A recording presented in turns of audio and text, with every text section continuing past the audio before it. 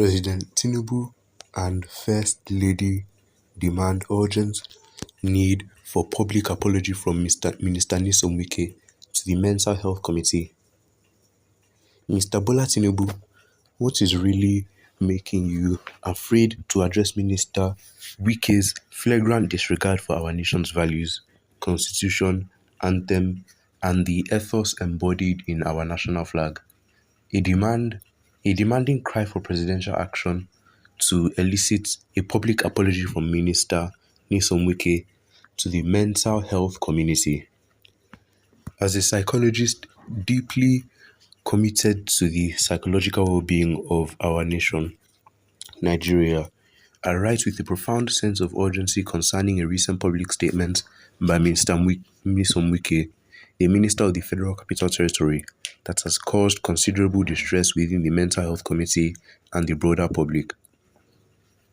During the inauguration of the Mabushi bus terminal in Abuja on July 1st, 2024, Minister Wike's response to criticism from Senator Ireti Kingibe was not only shocking but also deeply alarming. His callous suggestion that the senator should go and hang yourself in a transformer if she was unhappy with his administration's performance is a stark illustration of the dangerous trivialization of suicide by a senior government official. This incident is a chilling reminder of the pervasive intensity towards mental health issues that continue to plague our society. In a nation already reeling from an escalating mental health crisis, as highlighted by the Punch editorial board, Minister Wike's words are particularly damaging. They come at a time when Nigeria is grappling with a disturbing increase in suicide rates, with tragic incidents such as the case of Tolige Olokubsering as a somber testament to the depth of despair faced by individuals suffering from depression and other mental health conditions. The loss of 79 lives to suicide in 2022 is a stark indicator of the urgent need for a compassionate and proactive approach to mental health. Minister Wike's remarks is not just insensitive, it is a reflection of a broader societal failure to recognize the gravity of mental health challenges and to respond with the empathy and resources required. It underscores the critical need for government officials to lead by example, demonstrating a profound understanding of the impact of their words and actions on the mental well-being of the nation. The callous dismissal of suicide as a subject of jest or retort is unacceptable and must be addressed with the seriousness it demands. The World Health Organization (WHO) identifies suicide as a leading cause of death among the youth globally, with depression and mental illness often culminating in tragic outcomes. In Nigeria, the prevalent methods of suicide by pesticide ingestion, which led to the temporary restriction of the sale of the Sniper pesticide brand, underscores the urgency of addressing this issue. The scarcity of mental health professionals, with only about 200 experts available for over 60 million Nigerians living with mental health conditions, exacerbates the challenge. Minister Wike's casual remark about suicide is not only insensitive but also potentially harmful. It trivializes the pain of those who have lost loved ones to suicide and undermines the efforts of those advocating for a more compassionate approach to mental health.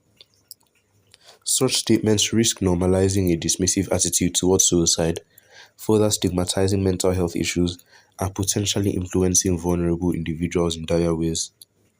I must stress that my concern is not born out of any personal affiliation with you, Mr. Wike, or Senator Kingibe, but rather from a professional commitment to promoting healthy African democracies where the mental health of citizens is a cornerstone of societal progress. The public perception that there is a reluctance to address Mr. Wike's behavior, which has been a source of contention in various spheres, including his conflicts with activists and the current Rivers State government. There are speculations about the nature of his relationship with your administration, suggesting that he may have played a significant role in securing your electoral victory, helping to win Rivers State, and that this may be influencing the response to his actions. However, regardless of any political alliances or contributions, the issue of suicide and the abuse of females are matter that cannot be taken lightly or overlooked. Internationally, Internationally, how we handle this situation will reflect on Nigeria's commitment to human rights, gender equality, and the mental health of its citizens. It is crucial that Mr. Wike's statement is met with a firm and unequivocal response that underscores the gravity of the issue and the need for a culture of empathy and support. The FCT, as the nexus of governance and a focal point for international bodies and humanitarian agencies, inherently embodies the ethos of our nation. It is imperative that this pivotal space exemplifies the highest standards of compassion and understanding. As the Minister of FCT, Mr. Wike occupies a position of considerable influence, one that imbues his words and actions with significant power. It is crucial, therefore, that his conduct consistently reflects the core values of empathy and respect that are foundation to our collective aspirations as a nation. Well, what are your opinions on this? Make sure to leave them in the comments down below, and don't forget to like and subscribe, and make sure to turn on notifications so you can be notified when we upload daily content here on this channel. And don't forget to share this video with your family and friends.